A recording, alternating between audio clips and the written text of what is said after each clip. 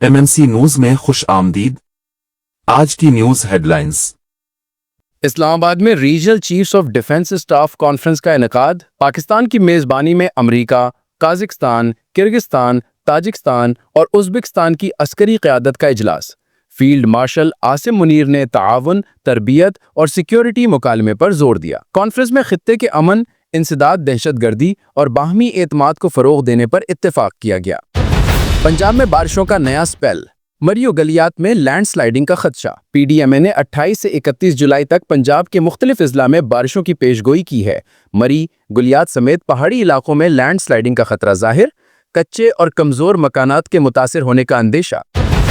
سستے گھروں کی تعمیر۔ وزیر خزانہ۔ اسلام آباد میں ECC اجلاس کے دوران وزیر خزانہ محمد اورنگزیب نے سستے گھروں کی تعمیر کے لیے اسکیم کی منظوری دے دی۔ حکومت 50 لاکھ گھروں کے لیے سبسڈی فراہم کرے گی۔ 20 سے 35 لاکھ روپے تک کا قرضہ 20 سال کی مدت کے لیے دیا جائے گا۔ اجلاس میں گھی اور کوکنگ آئل کی قیمتوں میں ریلیف نہ ملنے پر تشویش، جبکہ شپ بریکنگ، ری سائیکلنگ کو باقاعدہ صنعت کا درجہ دینے کی بھی منظوری دے دی گئی۔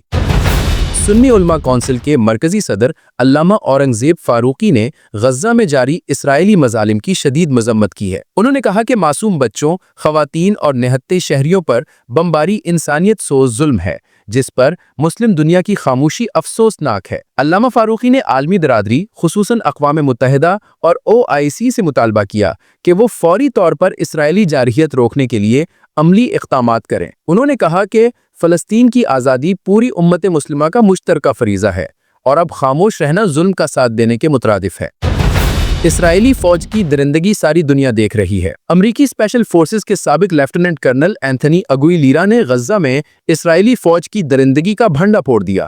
انکشاف کیا کہ اسرائیلی فوجیوں نے خوراک کے بہانے بھوک سے نڈھال فلسطینیوں پر توپوں، مارٹر اور ٹینکوں سے حملے کیے۔ لیفٹیننٹ کرنل کا کہنا تھا کہ جنگی جرائم کا یہ منظر ان کے فوجی کیریئر کا سب سے ہولناک تجربہ تھا۔ اسرائیل پر الزام ہے کہ وہ امدادی خوراک کو جنگی ہتھیار کے طور پر استعمال کر رہا ہے، جس سے غزہ میں قحط مزید شدت اختیار کر گیا۔ وزیر اعلیٰ سندھ سے زمبابوے کے سفیر کی ملاقات۔ وزیر اعلیٰ سندھ مراد علی شاہ سے زمبابوے کے سفیر ٹائٹس ابو باستو کی ملاقات۔ تجارت، تعلیم، IT، سیاحت اور زراعت سمیت کئی شعبوں میں دو طرفہ تعاون بڑھانے پر گفتگو۔ کراچی اور زمبابوے کے درمیان براہ راست ہوائی رابطوں کی تجویز۔ زمبابوے کی چائے پاکستانی مارکیٹ میں متعارف کرانے پر دلچسپی کا اظہار۔ مراد علی شاہ کی پاکستان زمبابوے سرمایہ کاری کانفرنس کی میزبانی کی پیشکش۔